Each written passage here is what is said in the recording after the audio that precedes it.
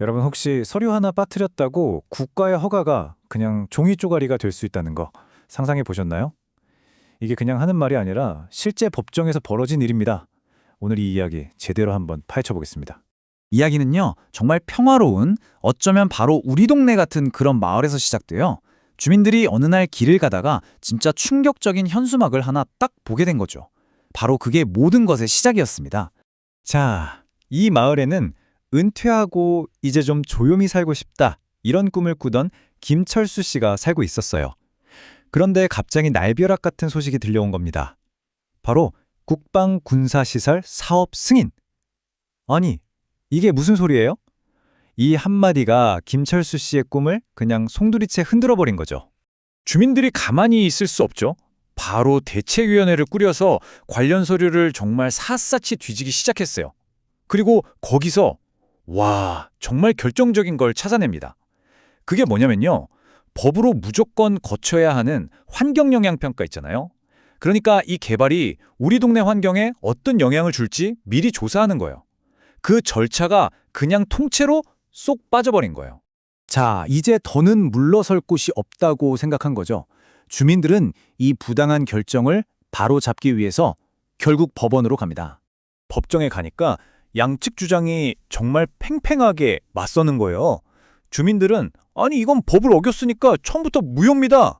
이렇게 주장했고요. 정부 쪽에서는 에이 소송 걸 수 있는 기간도 지났고 그 정도 흠은 그렇게 심각한 거 아니에요. 라고 맞섰죠. 결국 이 싸움의 핵심은 이거였어요. 이 허가에 있는 흠이 과연 얼마나 심각한 거냐 이 문제였죠. 바로 이 지점에서 이 사건 전체를 이해하는데 정말 중요한 법률 개념 두 가지가 등장합니다. 바로 취소와 무효. 이 둘의 차이가 뭔지 아는 게 핵심이에요. 자, 먼저 취소 사유부터 볼게요. 이건 뭐냐면요. 행정처분에 분명 문제가 있긴 있어요. 그런데 법원이 이거 잘못했네. 취소! 이렇게 딱 판결을 내리기 전까지는 일단은 유효한 걸로 쳐주는 거예요. 그래서 이거 문제 있는데요? 하고 이의를 제기하려면 그 사실을 안 날로부터 딱 90일 안에 소송을 걸어야 해요. 이 시간 놓치면 끝입니다. 더는 못 다퉈요. 그런데 무효 사유는 이건 차원이 다른 이야기입니다. 하자가 너무 심각하고 누가 봐도 이건 아니다 싶은 거예요. 그래서 법적으로는 애초에 그런 허가 자체가 없었던 걸로 봅니다. 그냥 처음부터 제로였던 거죠. 그러니까 이건 뭐 90일 이런 시간 제한이 없어요. 언제든지 이거 무효입니다라고 주장할 수 있는 거예요. 자, 이 표를 보시면 딱 정리가 되죠?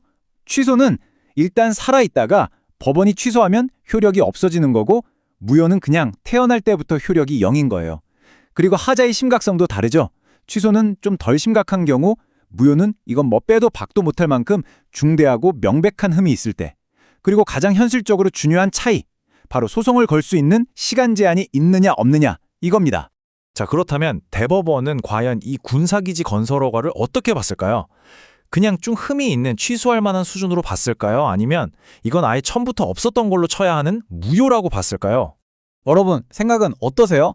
법이 정해놓은 그것도 정말 중요한 절차를 그냥 건너뛰어버린 거잖아요. 과연 법원은 이 문제의 무게를 어떻게 판단했을까요? 대법원의 결론은요, 아주 단호했습니다. 바로 당연 무효. 한마디로 이 허가는 처음부터 법적으로 아무런 힘이 없는 그냥 종이었다. 이렇게 딱 못을 박아버린 겁니다. 근데 여기서 대법원의 판단이 정말 기가 막히게 날카로워요. 그냥 다 잘못했네가 아니었어요. 모든 절차적인 잘못을 똑같이 보지 않은 거죠. 자, 보세요. 환경영향평가를 빼먹은 거. 이건 사업 전체를 무효로 만들 만큼 중대하고 명백한 하자다. 이렇게 봤어요. 반면에 산림청 협의를 누락한 건 그 정도까진 아니고 그냥 취소 사유에 해당한다. 이렇게 딱 선을 그은 겁니다. 이 디테일이 중요해요. 아니, 그럼 법원은 왜 이렇게 환경영향평가에 목숨을 거는 걸까요? 다른 절차랑 뭐가 그렇게 다르길래? 그건요. 이게 그냥 서류 작업 하나가 아니기 때문입니다. 훨씬 더 근본적인 문제인 거죠. 대법원이 내세운 이유는 크게 세 가지였어요. 첫째, 환경영향평가는 헌법에 보장된 우리 국민의 환경권을 지키는 핵심 장치다. 이걸 건너뛰는 건 헌법 정신을 무시하는 거다. 둘째, 한번 망가진 환경, 이거 되돌릴 수 있나요? 거의 불가능하죠. 그래서 무조건 사전 예방이 중요하다. 마지막 셋째, 법에 턱하니 이런 사업은 평가해야 한다고 써 있는데 이걸 안 했다? 이건 뭐 실수나 해석의 문제가 아니라 그냥 너무나 명백한 위법이라는 겁니다.